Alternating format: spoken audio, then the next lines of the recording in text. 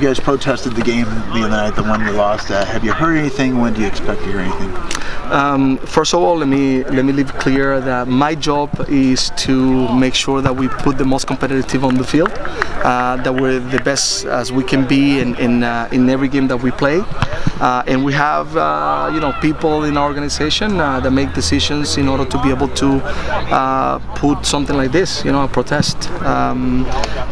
The intention mainly of this is to make sure that, for what I understand, the rules needs to be followed. But also, we play the game, we lost the game, we take that, responsibility. We played against a very good team. LAFC is a great team. It was, I think, an open game, a good game for the people that watch it, and any team that day could have qualified. And then, how about Dio's comments? Can you talk about that too, or is that something that the club talks about? For me, in this club, there's no room ever for anything that has to do with racist comments. And this club has been always a club that has been strong, diverse, accepting, including, and I trust my players that that they won't go that path to be able to do that. But the players are on the field, the battle. I spoke to our players. We respect everybody because that's what we talk to our players. In a locker room, we have a very mixed locker room. We all get along, but as much we respect as well, we want to be respected, because I think when you claim respect, you have to respect as well. And we'll let people that are in charge of the investigation do what they have to do. But in this club, there's no room ever for anything that has to do, with a situation like that. Gio, how tough is it? 3 games in what, 6 days or 7 days? It's not easy. It's tough, especially when you play the same team, and the fact that they're a good team.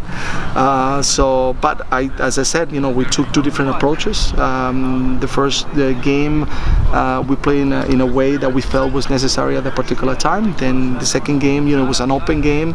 We made it open. It was back and forth. They had their good moments in the first half. We had our good moments in the second half. A lot of things happening in the game, but we both knew that we wanted to win it and not go to extra time, because especially for us, they had an extra day. They played on Sunday, we played tomorrow. So for us, it was very important that we tried to win it, during the 90 minutes. Coach, how do you manage fatigue when you have these many games to play in such a short period of time? And that's one thing that we had to put a lot of thinking in our decisions to make sure that we did the right things in these 2 matches, and also plan accordingly for tomorrow. Tomorrow's game should be a big one too. I mean, Montreal's been pretty hot lately, and you expect a great game, don't you? Of course. First of all, in MLS, every game is tough, and every team that you get, you got to prepare well, because everyone brings you something different. Montreal has been winning games. It's been coming, strong. They have a good roster. They have a good coaching staff. So for us, it's going to be a tough game, like every single game that we play. But we prepare. We had the chance to be able to watch our video, to evaluate, to see them, and we prepare for the match. Are you surprised you haven't lost an MLS game since April 8th? No, I don't. I don't look at things that way. I am more a person that tries to manage one game at a time. And at the end of the season, we look back and we see and we evaluate the season. Right now, what we're thinking is that we know that we're a strong team, and we know that we play in a good team, and we're focusing on this match against Montreal. Coach, is one of your goals to be unbeaten at home, to not lose a match at home? The goal at the beginning is to try to be the team that never loses.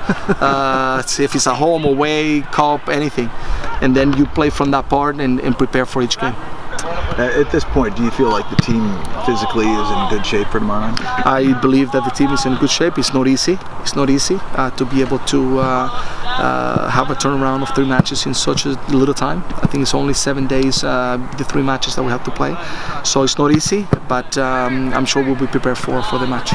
And what's your biggest concern right now, would you say, with the club? maybe what was made for lunch today. I think that's my concern right now, that the guys eat well and they're prepared for tomorrow. Coach, you're about halfway through your first season in MLS. Has anything surprised you? No, nothing has surprised me. Everything has been the way I thought. You know, difficult matches, good teams to play against, good infrastructure, and from our club it's been, you know, everything that I thought from the beginning. You know, a great club to be part of. You know, good roster, good competition, and you know, a great club, the culture, and a great fan group. The team did announce that they acquired a 20-year-old player from South America. Can you just briefly talk about him and what do you think he can bring to the team? Yeah, no, it's exciting to be able to bring a quality player. We have to be patient with him because I think he's still developing.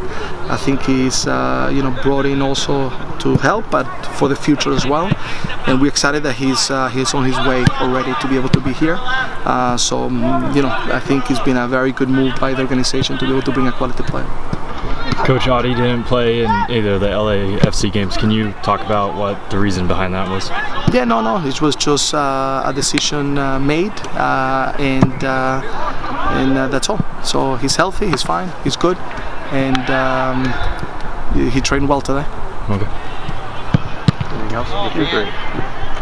Coach, going back to the USOC appeal, do you know what the status of it is and what the process is going to be going forward? For the appeal? For the appeal. Okay. I think there's no, you know, an answer that I'm entitled to you know, to give. I just know that as I said before, my job is to be able to put a competitive team on the field.